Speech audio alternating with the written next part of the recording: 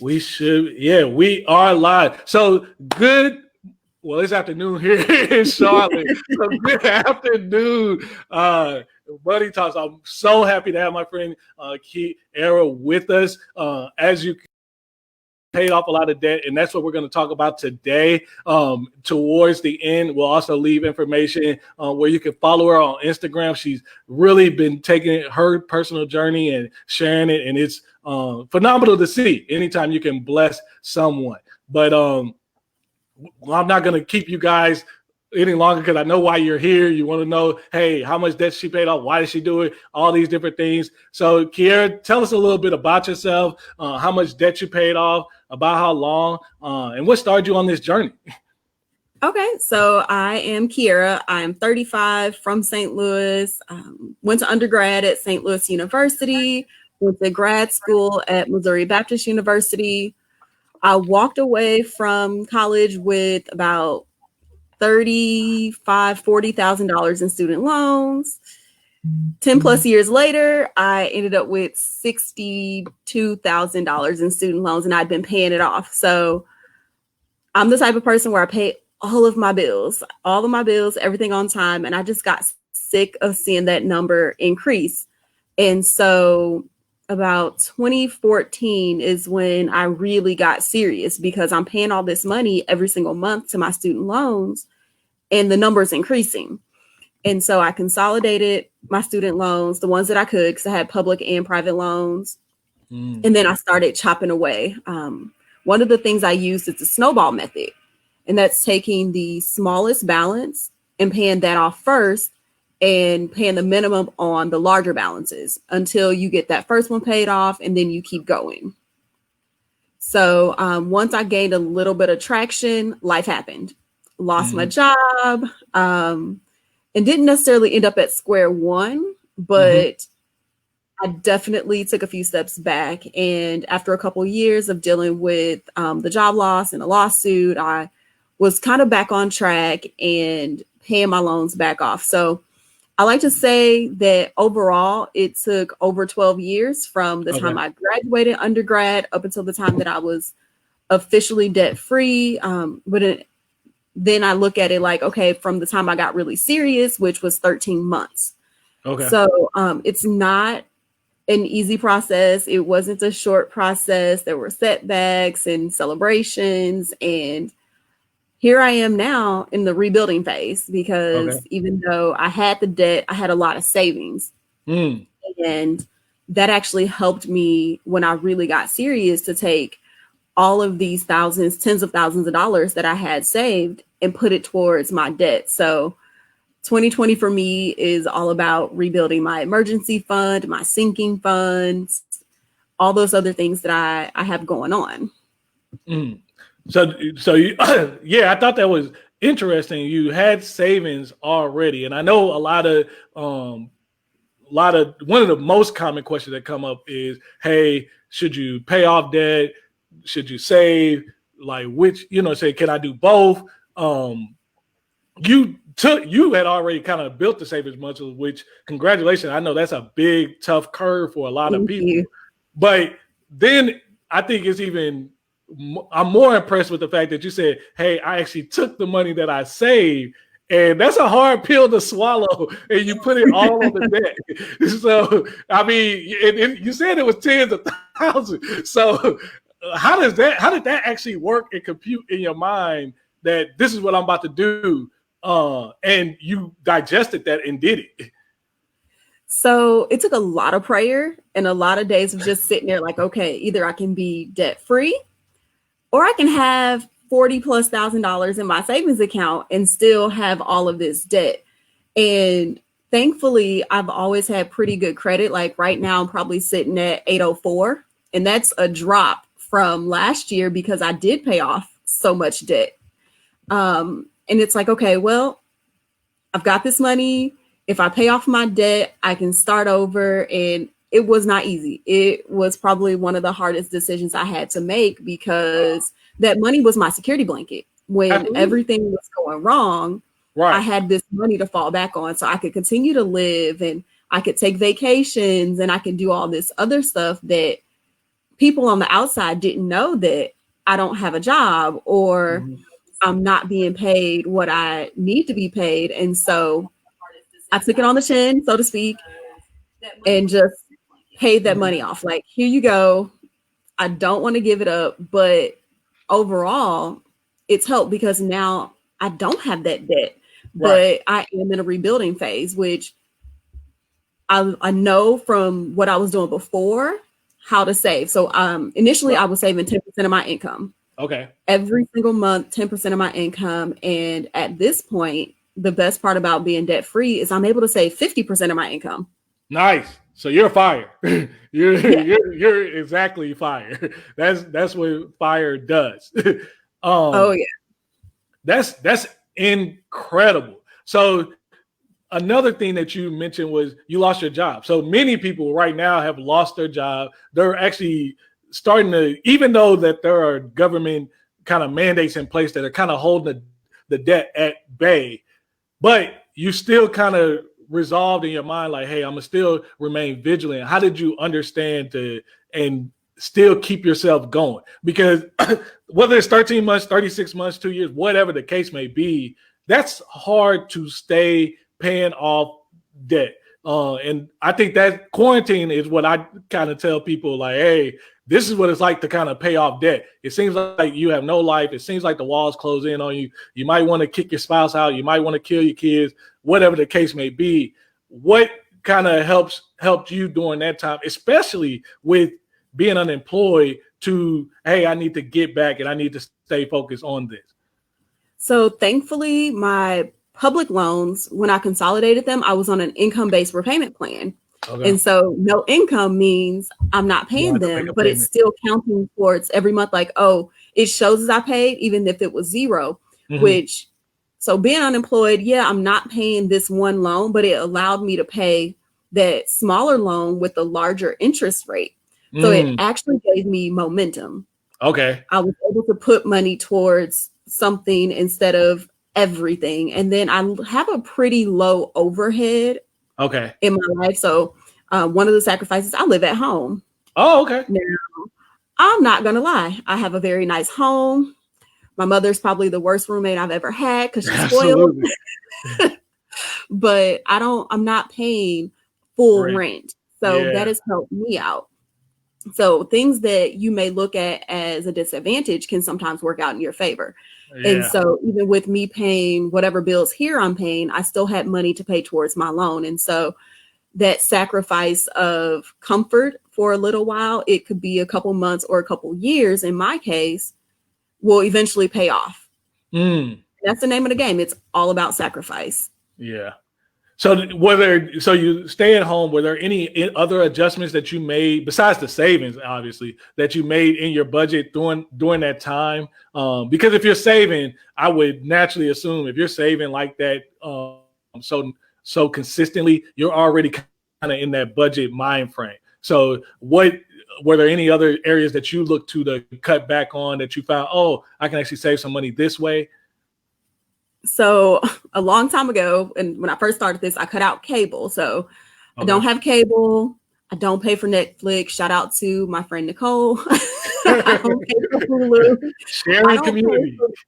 Exactly. I don't pay for most things that people have. I'm not really big on shopping. I'm more of, if I'm in my feelings, I'll spend money. And I cut back on traveling. Like, I'm very particular on what I do and how I do it. I'm not going to say that during my debt-free journey, I didn't have fun, because last year I was in Belize, MLK weekend. The following weekend, I was in New Orleans. And that comes from looking for flight deals. I made sure that if I was taking a trip, everything was paid off before I left. And so over the last few years, I've gone to Mexico twice. I've gone to Dominican Republic, Belize. 5 years ago, I did Paris. Oh, wow. I still travel. I still have fun. I make it a priority to save that money and set it aside. So I set a goal for Paris, for example. I wanted to save $5,000. And at the time, it took about 2 years or so to save it, because I'm paying off debt and I'm not making a lot of money. And so I spent 8 days and 7 nights in Paris and spent I think $2,700, which allowed me to have money for a trip to Mexico. Okay. So it's all about saving, sacrificing, and just putting in a little bit of fun. So even if it's a quick road trip to Chicago, Kansas City, or somewhere, I made it happen. And that's very important because one of the things, like you're not married now, right? So Right. okay, so one of the things, there's two dynamics. So all the married people say, hey, if I was single, life would be easier. I'm like, well, single people, I work with enough single people, they got bills too. Like life just ain't simple. They may make a good income, but you got to think, hey, they're paying the whole of everything. A married person, well, marriage might not be all glitz and glamour because you got to get a whole nother body who doesn't necessarily think like you to get on the same page. So we all have our different hards, I guess you could say. But I do like the fact where you emphasize that, hey, I'm still going to have fun and there's still a way for me to have fun, but you pick and chose where you was going to have fun. So for you, you didn't buy clothes, you didn't have cable, like your regular daily life. There are certain things that you just forego that you're like, I don't really need that. But you were able to go, on these trips, which that might have been a year's worth of paying cable. That might have been years worth of, paying for clothes if you do it consistently. So it's, I think it's really important that to emphasize the fact of, and what you said, priorities. Hey, where are you going to place your priorities for this?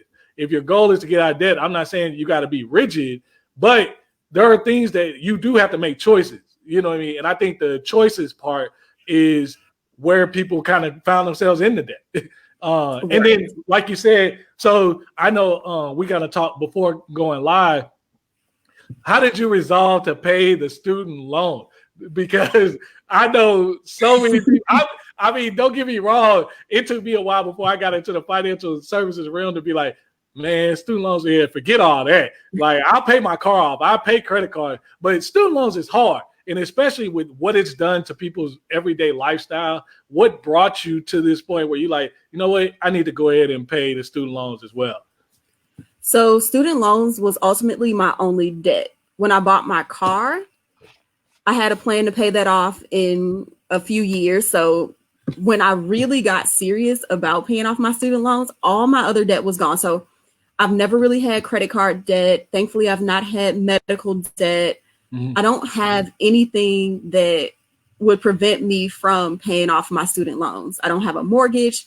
And so I'm like, okay, I borrowed the money. I wanted this education. I need to pay it off.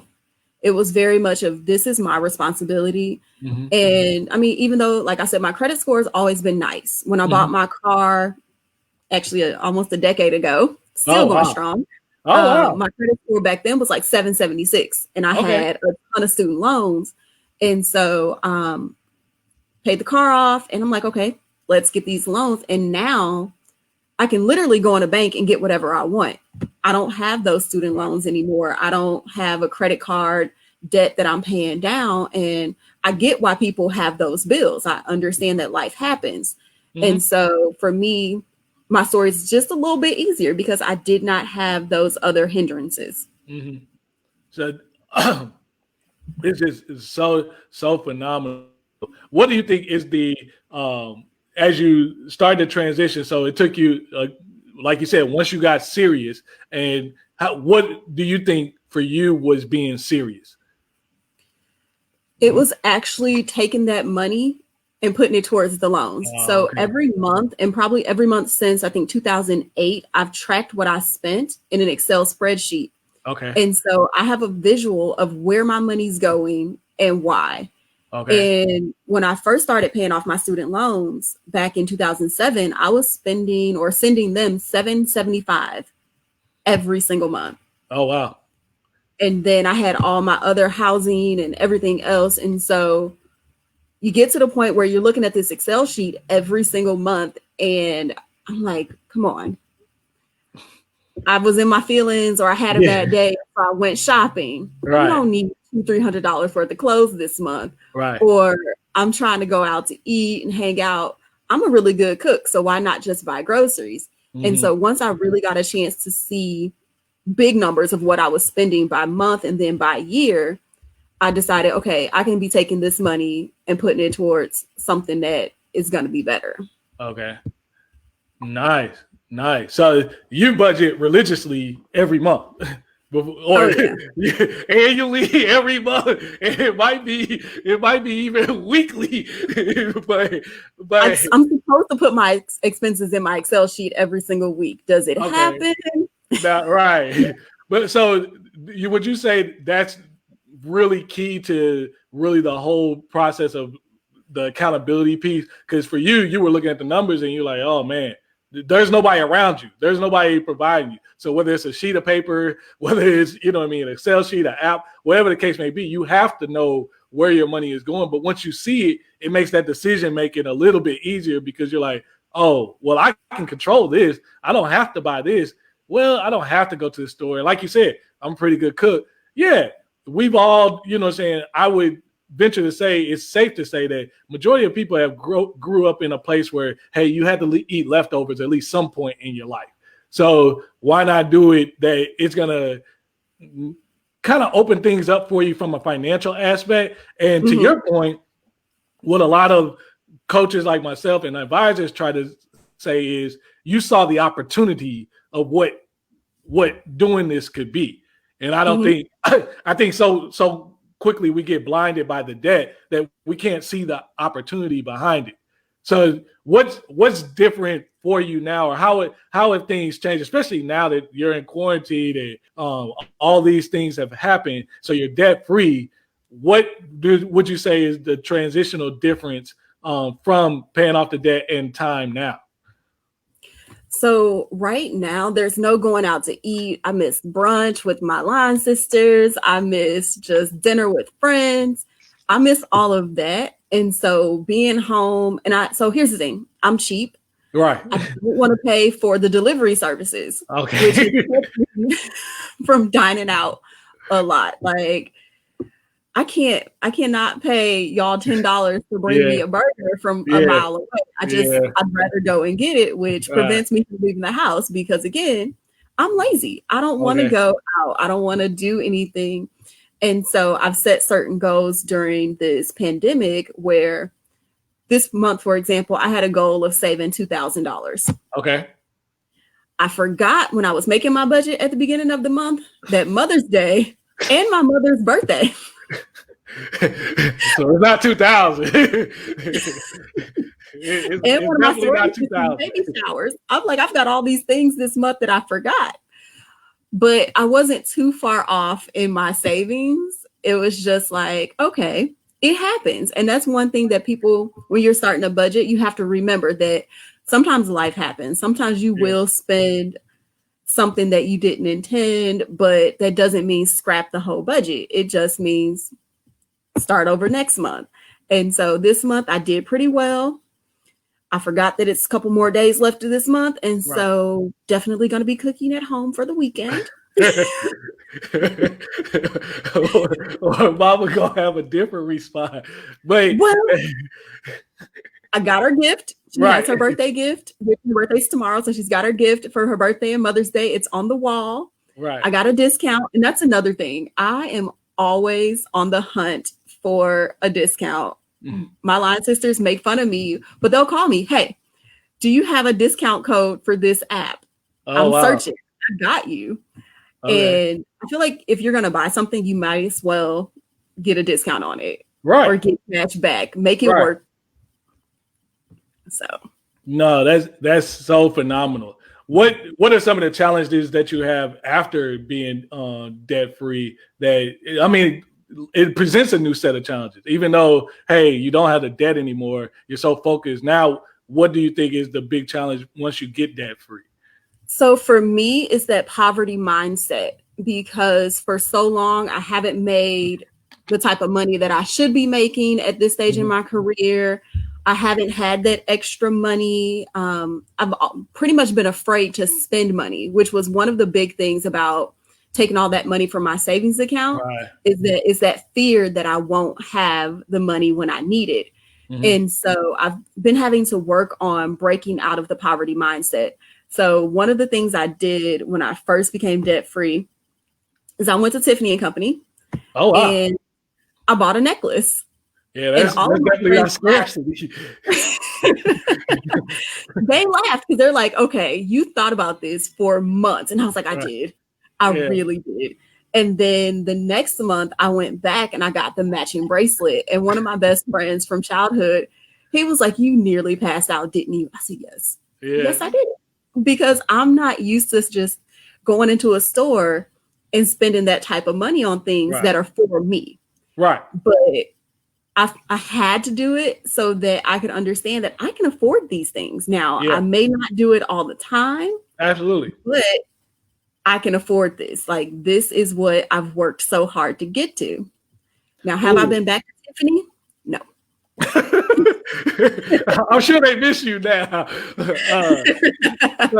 You keyed in on something, really understanding what afford is. So for me, I mean, my life is not going to crumble if I make a $2,000 purchase. Yeah, if you, to your point, if you get analytical, a Tiffany, it's a bracelet, a Louis Vuitton, it's a bag. Yeah, it's never going to make sense to pay $2,000 for a bag. But what will $2,000 mean for your particular financial situation? If you don't have savings, if you're not investing well for retirement and building on a path, that $2,000 can have more dire effect on you than it would for me. It doesn't say the purchase is bad. The purchase is bad because you spent $2,000 for a purse. You can buy a purse for $10. You can buy a purse for $15. You can't buy none of those names for that amount. But the point is, those are never going to be. So really understanding how do you calculate what can you afford? I like to think if I can't afford to buy it twice in that moment, then I can't afford it. Okay. And so I'm still big on if I want something, I'll save up for it. So thinking back to my trip to Paris, one of the things that I did there was make my own perfume. I loved it, but over the last 5 years, I've been like, oh, I can't afford to buy another bottle. I can't afford it. Nobody else on the face of the planet will ever have this perfume because it's my creation. And a couple of weeks ago, I said, you know what?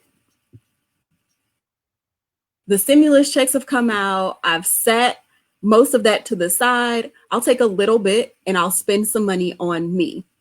And it felt good. I'm not going to lie. I ordered my perfume. Of course, I asked them for a discount code. Right. And they gave it to me. And so I did something for myself out of money that I was not expecting. It did not impact my budget.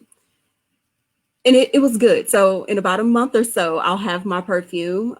But it really took taking that time out to be like, okay, I'm going to buy this for myself. Like, I have to do this for myself. And so I'm not going to be too big on let me just go spend this money here and there. But if I want something, I'll save up for it because it's something that I really want. Oh, wow. So good. So good. So when you look at what do you look at now from a goal? So you're saving for your emergency fund. Obviously we have quarantine, so things are a little bit different. What have you kind of learned from that whole process of getting debt free? And like you said, you're still going to have life. Your mom's birthday is every year. Mother's Day is every year. How do you kind of digest the fact that, hey, when you were getting debt free, did you buy things still then? Were those part of the things that you forgo? Or like you said, the brunches, did you not go to brunches as much? Like, how do you kind of decide how did you decide where you were going to kind of draw the line for yourself?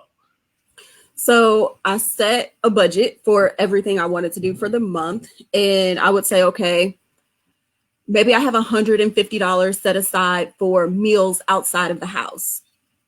And once that money's gone, it's gone. So you just learn to say, no, I want to go to brunch or I want to have dinner, but it's not within my budget. And the people in my life understood. And some of them know that I'm really just cheap. So I will let you know in a heartbeat, I can't afford it. Right. Now, does that mean I don't have the money? Not at all. That just means that at that moment, that money is not going to be spent on that. Right. And so I prioritize things where I know if I want to go hang out with my friends, we may go to somebody's house. Everybody chip in to buy whatever meal, or somebody buys groceries and I cook, which has been a big thing for my friends. Oh, you should come over. We should make this, which translates into, oh, I'll buy groceries and Kierra, you cook. So we have that friend time. We have a good meal, something to drink, and it works out. Mm-hmm. So just alternate ways of having a good time. Right. And again, it's all about priorities.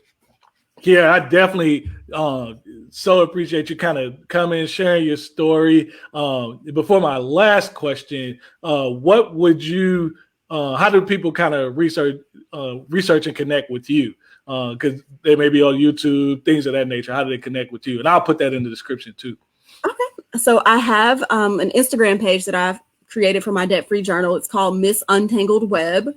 It's really a play on my last name, Weber, and the fact that I did get out of this web of debt.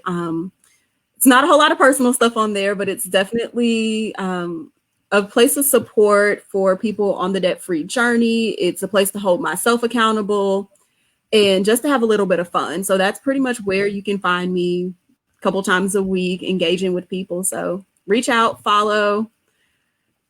We'll connect. Definitely. Follow her. She may even show some of those couponing and discount code tips that she's using. So that's always helpful. So one thing that I like or most anyone to do is kind of talk to that person, 25, 35, whatever the case may be. They're in student loan debt. They haven't really addressed it, but they can't really see their way out. How would you kind of encourage them about that process and attacking it in general? So one thing I would say, and it's super simple, but most people don't do it, is pick up a book. One of the books that helped me on this journey is called The Richest Man in Babylon. It's not long. So good. It's filled with parables. Mm-hmm. And at every stage of your debt-free journey and your life, you can find something different that works towards your life. Like, I'm debt-free now, and there's things in this book that I can apply to help me in the future. Mm-hmm. With that, I would say no matter what you're doing or where your income is, save 10%. It's going to be hard at first to live off that other 90%, but it's doable. Mm-hmm. And once you get that momentum, it feels good. You learn how to make that 90% work. And then you start to increase that 10% to 11, 12, 20, whatever it is, until you get to where you want to be. But pay yourself first. Pay yourself that 10% every single month. If you have an account where, like for me, I have Capital One, mm-hmm. I can have that money directly pulled out every single month. So I'm not thinking about it. Mm-hmm.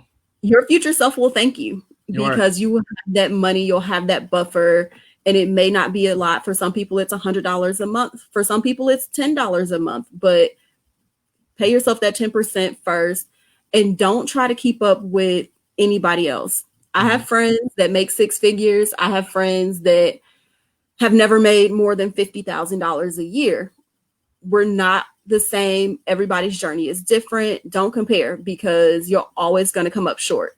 Mm-hmm. So your journey is your journey.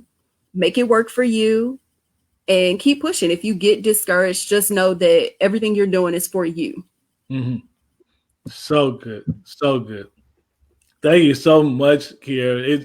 It's so good not to keep yourself going forward. Again, Untangled Web, you guys, if you can find her on Instagram, I'm going to leave the link in the description box. If you're on YouTube, if you're here in the Facebook group, it'll be in the next post today. But follow her. Definitely, there'll be more debt-free journeys coming. Kierra, I definitely appreciate you stopping through, sharing your journey, opening up and open up this opportunity for us to learn from you. And if you get a moment, if you're on YouTube, make sure you hit that thumbs up button. Make sure you subscribe, and we'll see you guys in the next video. Thanks.